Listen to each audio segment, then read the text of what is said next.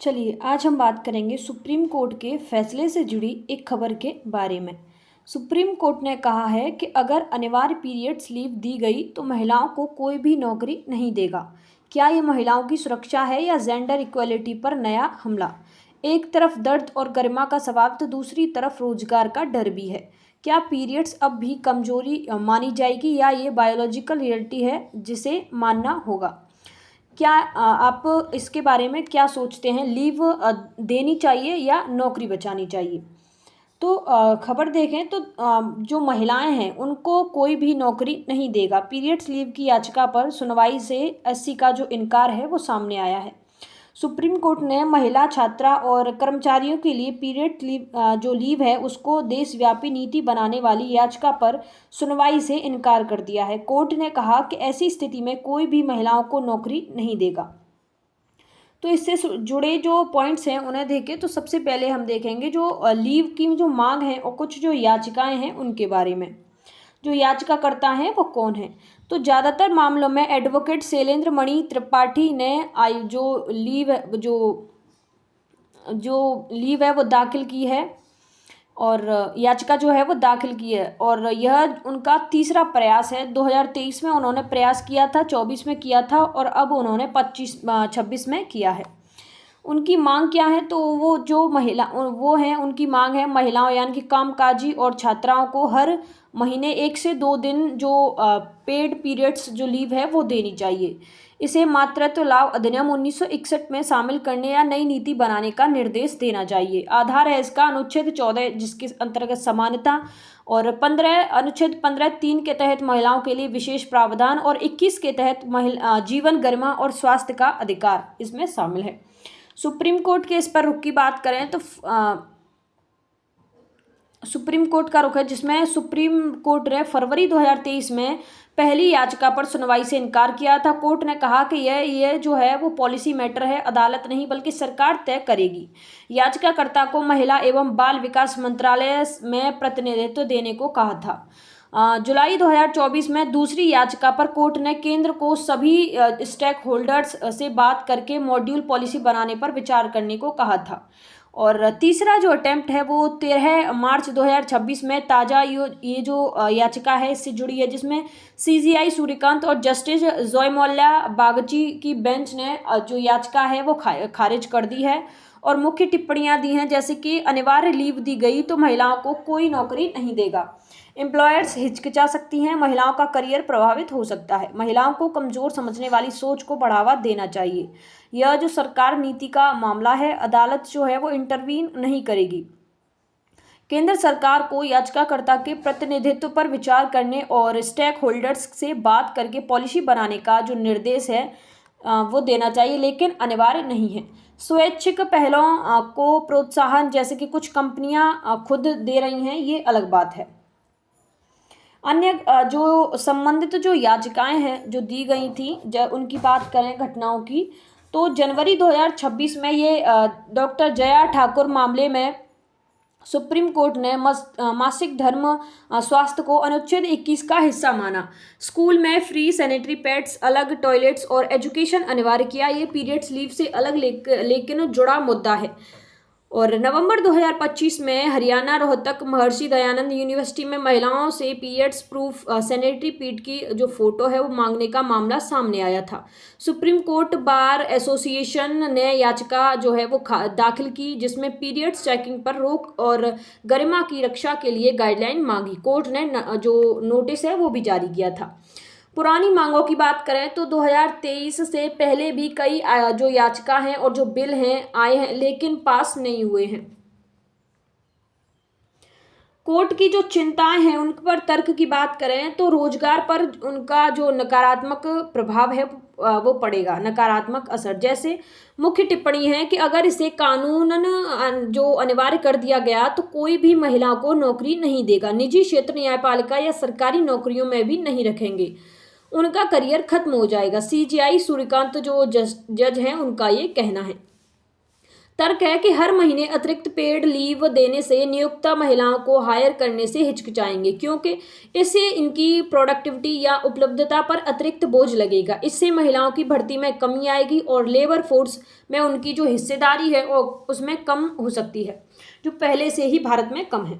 महिलाओं को कमजोर या हीन दिखाने वाली सोच को बढ़ावे की बात करें, रेनफोर्सिंग जेंडर स्टेटाइप्स बेन्यूएबल जो सेक्शंस हैं उनकी बात करें तो कोर्ट ने कहा कि ये याचिकाएं महिलाओं को कमतर आंकने और यह जताने के लिए दायर की जाती हैं कि मासिक धर्म उनके साथ होने वाली बुरी चीज है। यह महिलाओं को हीन दिखाने की साजिश जैसी है। तर्क है कि अनिवार्य लीव से समाज और कार्यस्थल में यह धारणा मजबूत होगी कि महिलाएं कम सक्षम हैं या पीरियड्स की वजह से कमजोर हैं। इससे जेंडर इक्वलिटी के बजाय रिजर्व डिस्क्रिमिनेशन हो सकता है। कोर्ट ने इसे फिजियोलॉजिकल फियर या गलत इंप्रेशन बताया कि महिलाएं जो हैं वो पुरुषों से कम हैं। यह पॉलिसी मैटर है, जुडिशियल इंटरवेंस नहीं है। तो policy domain not judicial overreach की बात करें तो कोर्ट ने बार बार दोहराया कि यह सरकारी नीति पॉलिसी मैटर का मामला है जिसे संसद या राज्य विधानसभाएं तय करें, अदालत नहीं करेगी। अदालत नीति नहीं बना सकती, यह विधायिका का क्षेत्र है। कोर्ट ने याचिकाकर्ता को पहले से दिए गए प्रतिनिधित्व यानी कि रिप्रेजेंटेशन पर केंद्र सरकार महिला एवं बाल विकास मंत्रालय को विचार करने का निर्देश दिया, लेकिन अनिवार्य जो लीव है वो थोपने से इनकार भी किया। स्वैच्छिक पहलों के प्रोत्साहन की बात करें, इनकरेज वॉल्यूटरी जो इनिशिएटिव है उनकी, तो कोर्ट ने कहा कि अगर कंपनियां या संस्थान वॉलेंटरी पीरियड्स लीव दे रही हैं जैसे कि जोमेटो आदि, तो ये उत्कृष्ट है, लेकिन कानून जो है कानूनन इसे अनिवार्य करने से समस्याएं बढ़ेंगी। तर्क है कि वॉलेंटरी तरीके से लागू करने से फायदा मिलते हैं बिना नकारात्मक प्रभाव के। लोकल स्टैंडी पर सवाल की बात करें तो कोर्ट ने याचिकाकर्ता शैलेंद्र मणि त्रिपाठी पर टिप्पणी की कि कोई महिला खुद अदालत नहीं आई। अगर यह पुरुष याचिकाकर्ता द्वारा दायर है, इससे भी कोर्ट ने याचिका की गंभीरता पर जो सवाल है वो उठाए हैं। राज्यों में मौजूदा अगर इसकी स्थिति की बात करें पीरियड्स लीव की, तो जैसे कर्नाटक की बात करें तो इसमें सबसे आगे व्यापक पॉलिसी है। मेंस्ट्रुअल लीव पॉलिसी 2025 नवंबर 2025 में लागू हुई है। महिलाएं 18 से 52 साल को हर दिन एक दिन पेड लीव जो है वो साल में कुल 12 दिन उन्हें दी जाएगी। लागू ये सरकारी और प्राइवेट सेक्टर दोनों में, आईटी कंपनियां, फैक्ट्रीज और प्लांटेशन आदि में शामिल हैं। कर्नाटक में कोई मेडिकल सर्टिफिकेट नहीं चाहिए, लीव फेरी फॉरवर्ड नहीं होती। ज़्यादा की बात करें, फायदे की बात करें तो फॉर्मल सेक्टर में 3.5 लाख से 3.5 लाख महिलाओं को, लेकिन अनऑर्गेनाइज सेक्टर को कवर नहीं किया है। अपडेट की बात करें तो कुछ कंपनियां एसोसिएशन ने जो हाई कोर्ट में चुनौती दी कि लेकिन पॉलिसी लागू है और चल रही है। यह भारत का पहला राज्य है जहां प्राइवेट सेक्टर को शामिल किया गया है। बिहार की बात करें तो सबसे पुरानी पॉलिसी है, 1952 से लागू है। सरकारी महिलाएं कर्मचारियों को हर महीने 2 दिन स्पेशल लीव पीरियड्स के लिए दी जाती है। पेड लीव कोई मेडिकल प्रूफ नहीं चाहिए, अक्सर समझ लिया जाता है, लेकिन केवल सरकारी कर्मचारियों तक सीमित है। ये प्राइवेट सेक्टर में बिहार में लागू नहीं है। केरल की बात करें तो मुख्य रूप से छात्राओं पर इस पर फोकस दिया जाता है, जैसे कि राज्य यूनिवर्सिटीज, पॉलिटेक्निक, इंजीनियरिंग कॉलेजेस और आईटीआई में लड़कियों को मेंस्ट्रुअल लीव या अटेंडेंस रिलेक्शंस जैसे 2% प्रति सेमेस्टर या 2 दिन महीना कुछ मामलों में दी जाती है। कुछ सरकारी शैक्षणिक संस्थानों में कर्मचारी को भी प्रावधान, लेकिन व्यापक नहीं है। 2023 से 25 में इसमें काफी विस्तार हुआ है, लेकिन प्राइवेट सेक्टर में अभी केरल में अनिवार्य नहीं है। उड़ीसा की बात करें तो 2024 से कुछ प्रावधान है। सरकारी कर्मचारियों को 2 दिन पीरियड्स जो लीव है वो दी जाती है। कुछ मामलों में प्राइवेट रजिस्टर एस्टेब्लिशमेंट पर भी दबाव है, लेकिन पूरी तरह अनिवार्य नहीं है। सीमित स्कोप है, मुख्यतः सरकारियों में। अन्य की बात करें तो सिक्किम में कुछ सीमित प्रावधान सरकारी कर्मचारियों के लिए हैं। अन्य में जैसे कि उत्तर प्रदेश, महाराष्ट्र, इनमें कोई आधिकारिक अनिवार्य पॉलिसी नहीं है, लेकिन कुछ यूनिवर्सिटीज या प्राइवेट कंपनियां जैसे कि जोमेटो और कुछ आईटी फर्म्स वॉलेंटरी पीरियड्स जो लीव हैं वो देती हैं। अनऑर्गेनाइज सेक्टर्स जो ज़्यादातर महिलाओं का है, लगभग सभी राज्यों में कवर नहीं हुआ है। अब बात करें मासिक धर्म को मौलिक अधिकार घोषित करने के बारे में, तो इसमें जो ऐसी है, उसने कुछ फैसले और तर्क भी दिए हैं और कुछ निर्देश भी दिए हैं। A period should and a sentence not a girl education, यानी कि एक पीरियड वाक्य को खत्म करता है, लड़की की शिक्षा को नहीं कर सकता। यह भारत को दुनिया का पहला देश बनाता है जहां मासिक धर्म स्वास्थ्य को संवैधानिक रूप से मौलिक अधिकार माना गया है, जिसपे कोर्ट ने भी कहा है a period should and a sentence not a girl education. तो जो मुख्य तर्क है, फैसले और तर्क हैं, उनकी बात करें तो हम बात करेंगे अनुच्छेद 21 के विस्तार के बारे में, जिसमें मासिक धर्म स्वास्थ्य को जीवन के अधिकार, गरिमा, शारीरिक स्वास्थ्य, स्वायत्तता, निजता, स्वास्थ्य और प्रजनन जो स्वास्थ्य है उसका अभिन्न अंग माना है। कोर्ट ने कहा कि स्वास्थ्य सिर्फ बीमारी की अनुपस्थिति नहीं बल्कि शारीरिक, मानसिक और सामाजिक कल्याण है। मासिक धर्म प्रबंधन के बिना लड़कियां अपनी गरिमा से शिक्षा नहीं ले पाती। शिक्षा और अधिकार से जुड़ाव की बात करें तो इस मासिक जो धर्म है उसकी कमी से स्कूल ड्रॉप आउट बढ़ता है। यह अनुच्छेद 14 यानी कि समानता और अनुच्छेद 21A यानी कि शिक्षा के अधिकार का उल्लंघन है। कोर्ट ने सबस्टेबल जो इक्वलिटी है यानी कि जो वास्तविक समानता पर जोर दिया, जहां असमान परिस्थितियों में जो समान व्यवहार भेदभाव है। मासिक जो धर्म है उसकी गरीबी की बात करें, मेंस्ट्रुअल पॉवर्टी की, तो सैनिटरी पैड जो प्रोडक्ट्स हैं या सुविधाओं की कमी से जो लड़कियां शर्मिंदगी या और जो कलंक झिझकती हैं, झेलती हैं, यह उनकी स्वायत्तता का उल्लंघन है। अंतर्राष्ट्रीय संदर्भ की बात करें तो शिक्षा और स्वास्थ्य को मानवाधिकार मानते हुए कोर्ट ने कहा कि राज्य की जिम्मेदारी है कि लड़कियों को सुरक्षित, सस्ता और प्रभावी MHA उपलब्ध कराई जाए। उनके निर्देश क्या हैं, तो स्कूल में फ्री सैनिटरी जो पैड्स हैं वो दिए जाएं। कक्षा 6 से 12 तक की सभी लड़कियों को मुफ्त बायोडिग्रेडेबल जो सैनिटरी नैपकिन्स और उपलब्ध कराएं। सरकारी जो सहायता है प्राप्त और निजी स्कूल सभी में ये शामिल हैं और ये लागू भी होने चाहिए। अलग और कार्यात्मक टॉयलेट्स की बात करें तो सभी स्कूलों में लड़कियों के लिए अलग टॉयलेट्स, पानी और सुरक्षित वेस्ट डिस्पोजल सिस्टम अनिवार्य है। डिसेबल फ्रेंडली टॉयलेट्स भी होने चाहिए। और मेंस्ट्रुअल जो शिक्षा है उसकी बात करें इस एजुकेशन की, तो स्कूलों में मासिक धर्म स्वास्थ्य पर जागरूकता और एजुकेशन अनिवार्य है। हर किसी को इसके बारे में जागरूक करना अनिवार्य है। निगरानी और जवाबदेही की बात करें, अनुपालन न होने पर दंडात्मक कार्रवाई, निजी स्कूल की मान्यता रद्द हो सकती है, यानी कि प्राइवेट जो स्कूल्स हैं उनकी जो मान्यता है वो रद्द हो सकती है और राज्य सरकारों को प्रोग्रेस रिपोर्ट देनी होगी। इससे जुड़े कुछ जो अन्य पॉइंट्स हैं, जैसे कि स्कूलों और एजुकेशन में पीरियड से जुड़ी ड्रॉप आउट समस्या के बारे में,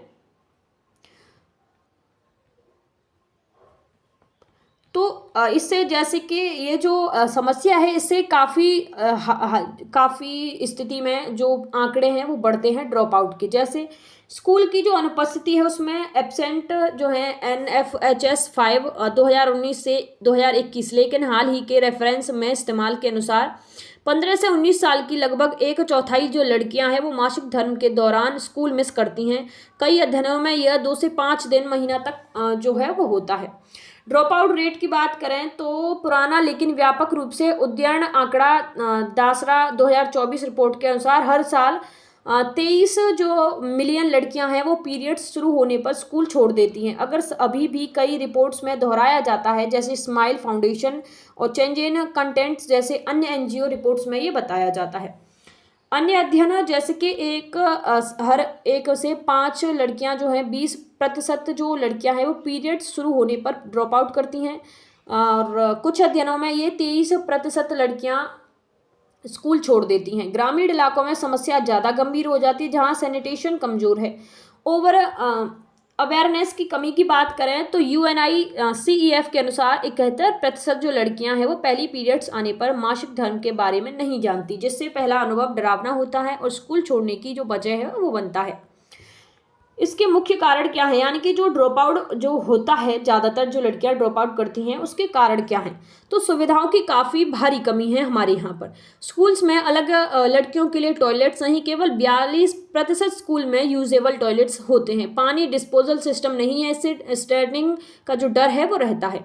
प्रोडक्ट्स की जो पहुँच की बात करें तो सस्ते और सुरक्षित जो पैड्स नहीं मिलते। कई लड़कियाँ जो हैं वो अन्य जो चीज़ें हैं जैसे कि कपड़े वगैरह और जो राख जो इस्तेमाल हैं वो यूज़ करती हैं और 60% प्लस अनसेफ तरीके इस्तेमाल करती हैं।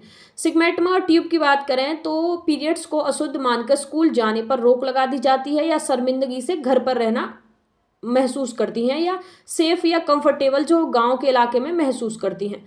और स्वास्थ्य की बात करें तो इन्फेक्शन से अनुपस्थिति काफ़ी बढ़ जाती है। एजुकेशन और गैप की बात करें, स्कूल में पीरियड्स के दौरान जो धर्म पर पढ़ाई नहीं होती जिससे लड़कियां जो है वो काफ़ी तैयार नहीं होती। और अब बात करें सुप्रीम कोर्ट के जो कुछ समाधान है इसके लिए और आगे की जो राय है उनकी बात करें तो फ्री पेट्स प्लस वॉश सुविधाएं जैसे कि ऐसे सी पीड सेम में 7वीं क्लास की 24% ड्रॉप आउट कमी हुई है। स्कूल में जागरूकता प्रोग्राम होने चाहिए, लड़के लड़कियों दोनों के लिए ये जानना अनिवार्य होना चाहिए, प्राइवेट और गवर्नमेंट स्कूल्स दोनों में। एनजीओ जैसे कि whisper impact 91 happy periods vending machine और काउंसलिंग होनी चाहिए। पॉलिसी की बात करें तो केंद्र की मेंस्ट्रुअल हाइजीन पॉलिसी 2024 से फ्री पेड्स पर फोकस बढ़ाना चाहिए। अब बात करें पीरियड्स के दौरान लीव के पक्ष और विपक्ष के बारे में, यानी कि कुछ ने इसका पक्ष जो है रखा है और कुछ इसके विपक्ष में भी बात हुई है पीरियड्स लीव के बारे में। तो पक्षों की बात करें तो स्वास्थ्य और उत्पादकता में काफ़ी जो सुधार है उसकी बात करें तो 70 से 80% महिलाओं को गंभीर पीरियड्स दर्द होता है जिसमें काम पर फोकस मुश्किल होता है। लीव से रेस्ट मिलता है, प्रोडक्टिविटी लॉस कम होता है और जो प्रोडक्टिविटी है उसमें कम लॉस होता है और 13 से 40% जो महिलाएं हैं वो पीरियड्स के दौरान अनुपस्थित रहती हैं अपने किसी ऑफिस जाने में या स्कूल्स जाने में। प्रेजेंटेशन यानी कि बीमार होने में भी काम करना से बात करें तो 23 से 33% प्रोडक्टिविटी लॉस होता है और लीव से बेहतर रिकवरी और लंबे समय तक ज़्यादा आउटपुट होता है। गरिमा और मेंटल हेल्थ की बात करें तो पीरियड्स को टैबू मानकर महिलाएं दर्द सहकर काम करती हैं जिससे स्ट्रेस एंजाइटी बढ़ता है और लीव से स्वास्थ्य को प्राथमिकता मिलती है और स्टिग्मा कम होता है। यह जेंडर इक्वलिटी का हिस्सा है जिसे मातृत्व लीव बायोलॉजिकल जरूरत को मान्यता देता है, वैसे ही पीरियड्स लीव है। प्रेजेंटेशन और वर्कफोर्स पार्टिसिपेशन की बात करें तो MOLSE रिपोर्ट्स के अनुसार महिलाएं स्वास्थ्य कारणों से 9% जॉब छोड़ती हैं, लीव से महिलाएं जॉब में बनी रहती हैं और LEPR labour force participation rate बढ़ सकता है। भारत में महिलाओं को LFPR सिर्फ 25 से 30% है। कर्नाटक पॉलिसी 2025 से 26 में महिलाओं को सपोर्ट मिल रहा है और कंपनियां जैसे कि जोमेटो LST वॉलंटरी दे रही हैं, इससे मॉरल और जॉब जो सेटिस्फेक्शन है वो बढ़ता है। ग्लोबल उदाहरण की बात करें तो स्पेन में 3 दिन जो छुट्टी है वो दी जाती है, जापान ताइवान ज़ाम्बिया में पॉलिसी है और प्रोडक्टिविटी और नेगेटिव इम्पैक्ट नहीं पड़ता।